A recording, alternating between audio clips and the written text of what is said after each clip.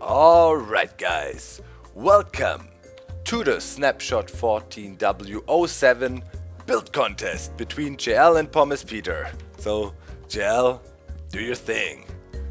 Let's go. So I'm building up a small little hut and Pommes has to build exactly the same structure in order to get all points. So let's see if you can do this. I'm trying. Come on. Oh, JL had a head start, but Pommes is catching up. Okay, I only built it out of slabs. You made a little mistake in the middle. Let me fix it for you. That's me. And there we go. Okay, and the golden light goes off. So yeah, guys, Team Apple wins. So this is one of the cool features of the new Snapshot. It was a command block heavy one, but there's also some survivor features. I'll show you later on. But yeah, JL, what do we have here? We made this little thing. It's pretty cool. A small build game.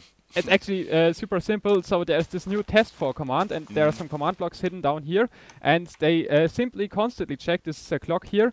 This command block constantly checks whether both areas have exactly the same blocks inside. So and if that's the case, then this comparator turns on, and then it will either turn this block in the middle to a gold block or to an iron block. So so we can read out and then test bigger areas and compare them. So beforehand you would have to test each block individually. This makes it a lot easier, and it's pretty cool for building games and for a lot of other applications. Indeed. Alright guys, I'm in a single player world and I want to show you a cool function here.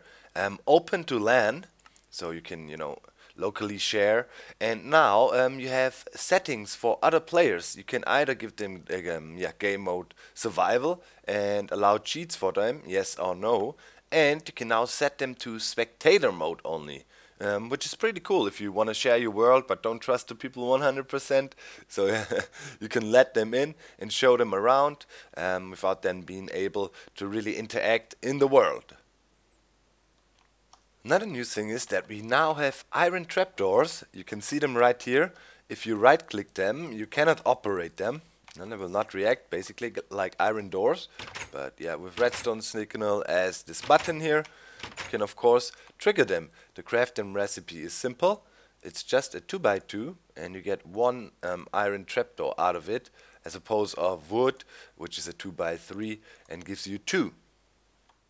Another cool new feature, which I personally think is really helpful, if you bring up F3 and if you look at a block, you can see that the last line here in the information panel to the left, looking at, if I look at the sky, there's nothing because there's no blocks, well, air blocks technically, but if I look at this crafting bench here, for example, it tells me exactly the coordinates of this block, so 6423 for -443, and that is of course really useful, and when you're measuring out stuff, for survival builds, but also for map making.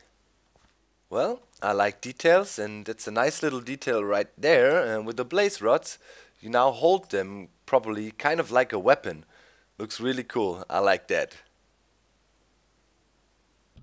Okay guys, here's Pommes and he has a nice little setup here to demonstrate another new command. It's the execute command. Let me quickly go in the command block and then Pommes can quickly explain what's going on. Okay, I'm there. Yeah, at the beginning you can see we have a sheep as the target, so and then we see fill, so that means we fill something, and then 2 - 1. That means below the sheep we fill the block there is with sand. Yeah. And so if it's the advanced lawnmower, right? If you saw it last time when we did the sheep lawnmower, this is the, the grass exterminator lawnmower now. So so if we get ourselves sheep now, this one, and work on lead and activate the clock, we can see sand. Yeah, it's really cool. You could actually, use that to draw stuff, and also, of course, for more fun and hostile solutions over there. JL has something prepared, and he basically made an immortal, super dangerous monster zombie. So Yeah. So those 3 command blocks are a clock triggering the side command block all the time as soon as I place a redstone block here, and that one just spawns a damage potion next to a zombie all the time. So let's get a zombie and see what happens around him. Oh, apparently something instantly kills him. I guess we are in difficulty. Peaceful. There we go. Difficulty hard, and this zombie is very dangerous and pretty immortal. So let me get to survival mode. And he's probably going to track me, but I may not even come close to him. And yeah, you also have to one-hit kill this guy, otherwise he will not die anytime. So you need a sharpness 5 diamond sword. It might actually kill him, a sharpness 5 diamond sword, but anything else will never ever kill this guy. Oh my god, that's a nasty guy. But there's more, and yeah, Whoopi got a lot of that prepared, and we look at that right now. Lots of cool stuff, guys. You can check for rotation of a player. So right there, I'm looking in that direction. There's nothing there. I turn around. What? Suddenly a sofa spawns in front of me. So yeah, JL prepared that setup. Also a nice command block feature. Where do you have the command block below? Yeah, right below here. So again, a clock constantly checking for the player's rotation, and you can actually see it. If someone looks in that direction, the comparator here turns on. You can just check, see the comparator behind the command block. It's now turned on if you look at the sofa. Well, then it's turned off, but you can't see it. You have to be behind it. So it checks for the player rotation and then just spawns the sofa in. If the player doesn't look at it. Pretty cool. Yeah, so you can make spooky maps and all these cool things. Nice effects there. That's pretty awesome. Yeah. Cheers to everyone who gets the reference, by the way. Yeah. Okay, here we are with Professor Whoopi. Hello. Hello, sir. Some more cool commands block stuff, so let's go. Oh, yeah. So, we can now use the scoreboard and pseudo players as variables in command blocks. That means is we have on the sidebar you can see X, Y, and Z. Those are basically players which don't really exist, and we can now do cool stuff with them. For example, if I press this button, I will multiply Z with X, and I will add X to Y. So we will see the numbers changing. Yep. This is pretty cool. Wasn't possible before, so we have arithmetical operations now. Everything you want, variables and command blocks, very cool. Yeah, so there's the 4 basic operations: plus, minus, multiply, and divide, of course. And that modulo. Yeah, that's as well, and that all makes it possible, you know, to have more sophisticated game modes, you know, certain objectives, interacting with each other, and all these things. So way more complex mechanics behind mini games and such, which is really cool. And yeah, you see Whoopi's head is nodding. That means it's correct what I'm saying. Yes, you're right. So what else do we got? You got more of your favorite toys sitting around here. One thing important to mention, if you don't want those X, Y, and Z appear on the side screen, you could just use as name hashtag X or hashtag Y, then they won't appear there. That's pretty cool. So, of course, since we have variables, we need a way to test them. And for that we have new addition to the scoreboard, which we can use to test if a certain player has a certain value for a certain objective. Yep. So if I just press this button once more, and maybe once more, nothing will happen, of course, because I was stupid here. So now you see it. Yeah. The value is currently at 11, which is between 9 and 11 inclusive. But you can also test for a specific value if you, for example, would test for 9 as minimum and 9 as maximum. Yep. So, as mentioned, really, you know, that's more behind the scenes stuff, but, you know, expect these features to be implemented in mini games, and it's gonna be crazy what will come with that. More cool stuff. Let's go, Whoopi. Okay, first, you see a command block up here, because dispensers now apparently can place command blocks. Nice. And if you look inside that command block, you will see it's filled with a command already. Even more nice. So it conserved the NBT text basically, and you could dispense it. I could place a chest now, and if you look inside, it's filled. Oh, diamond stuff. Can I grab that? I'm gonna take the sword out. No, not my sword. So, cool thing is about that is as well, if you look at this chest here and I hit Control and middle click, I'll pick it up. That's nothing new, picking up a chest by middle clicking, but let me place it down and you can see Aha. It conserves the content, so the NBT tags of the chests are saved. And if you look at the inventory bar, you can see chest, decoration block, and then NBT tag. So yeah, that will of course be useful when you make maps. You know, have to put down a lot of dispensers with TNT, or if you work on something, you can more easily put things down. But there's even more to that command, right? Yeah.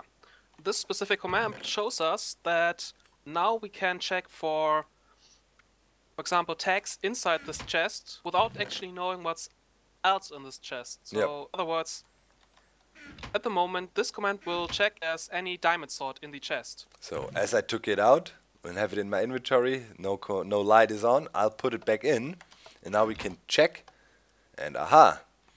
If we check for it, light goes on. That means, yeah, easy way to detect if items are in chests, and so on. Also, a nice feature for map makers. Oh. Rain. Alright, there's more stuff. Interesting stuff for teams. For example, let's check out a feature here. So right now I'm seeing Whoopi's name tag. I'm not seeing it now. Oh my god, but I still see Pumice. So think about UHC. Oh yeah. But there's more interesting team commands now, some command blocks over there, so let's check it out. Okay, what's that now? Well, we have now displays based on your team, kind of. So you see now kills banana, right? Yep. Join Team Apple. Okay. Oh, kill Doc M. Kills Apple Doc M1, that's sad. No, I have nothing to do with it. So yeah, team-based objectives, not everyone sees that. Depends in which team you are, different objectives get displayed. That's really awesome, right? That's a nice feature. Anything else you want to add to that? No. Good. Man, you can do interesting stuff with these command blocks. We can track the flight pattern of a bat and it just trapped itself.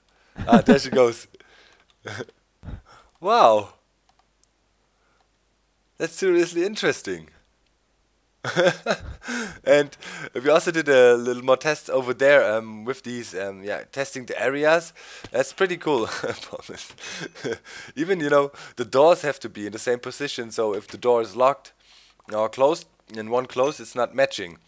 That's pretty cool. Also over there, we got a fireball ready. Maybe Panda wanted to launch that. So here we go. Yeah, 1 second. And boom! Yeah. Just trying out if the trapdoors are actually stable if you hit them with gas balls, and that seems to be the case. The wooden one should be blasted off, yeah. So that's good. And I'd say, guys, that sums it up for the snapshot. I'm gonna follow the bat around a bit. It's really fascinating. I know what I'll be doing the next 2 hours. Bad science. Man, it's so crazy. I hope you guys enjoyed this snapshot review. It was a bit command block heavy, of course, but well, we tried to cover that as well. There will be more survival features, don't you worry. Dinnerbone is also rewriting the inventory code a little bit to make it less glitchy and more smooth. So yeah, we should see some more cool stuff happening soon. I hope you enjoyed the review. We are out. Bye, guys. Bye. Bye. Bye. Bye.